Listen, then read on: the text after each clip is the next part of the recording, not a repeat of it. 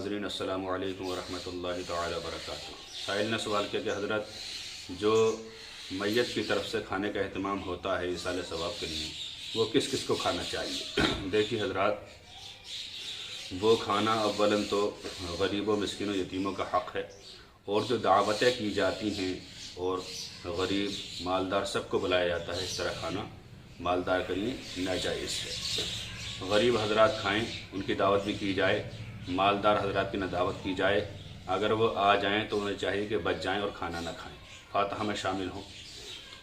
کوئی حضرات اگر باہر سے آئے ہیں، مہمان ہیں، اور انہیں معلوم ہے کہ کھانے کے وقت تک میں گھر نہیں پہنچ پاؤں گا، تو ان کے لیے بھی کھانا جائز ہے۔ جو کھانے کا اہتمام اور انتظام کر رہے ہیں، کھانا بنانے والے، ان کے لیے بھی کھانا یہ جائز ہے۔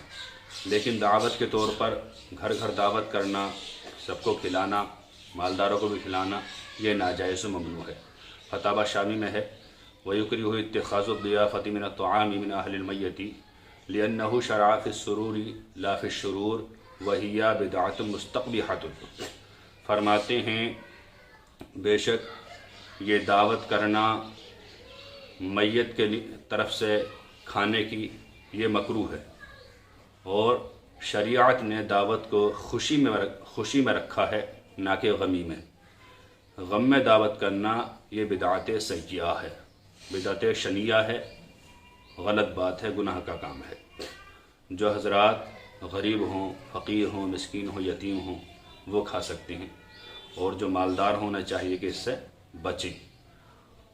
دور کے مہمان ہوں تو وہ کھا سکتے ہیں۔ تو بات سمجھ میں آ گئی ہوگی کہ اہل میت کا کھانا مالدار آدمی کے لیے جائز نہیں ہے۔ یہ بہت سارے کتب میں مسئلہ موجود ہے، اور اکثر و بیشتر عوام اسے جانتے بھی ہیں، لیکن پھر بھی لوگوں پر اعتراض کرتے ہیں کہ اس نے 40ویں کا کھانا نہیں کھلایا، اس نے 20ویں کا کھانا نہیں کھلایا، اور اس نے 10ویں دعوت نہیں کی۔ دعوت بھائی خوشی کے موقع پہ ہے، یہ غم کا موقع ہے، یہاں تو آپ کو خود اس کا ہاتھ بٹانا چاہیے، اور آپ کھانے کی بات کرتے ہیں۔ اور اگر دعوت کر بھی دو تو کھانے کے بعد کھانے میں اعتراض کرتے ہیں، یہ چیز اچھی نہیں تھی، یہ چیز بڑھیا نہیں بنی، یہ چاول پتہ نہیں کہاں سے آئے تھے، طرح طرح کے اعتراض کرتے ہیں۔ اول تو آپ کو کھانا ہی جائز نہیں تھا، اور کھا بھی لیا، پھر اس پر کھانے میں اعتراض کی، یہ سنت کے خلاف ہے۔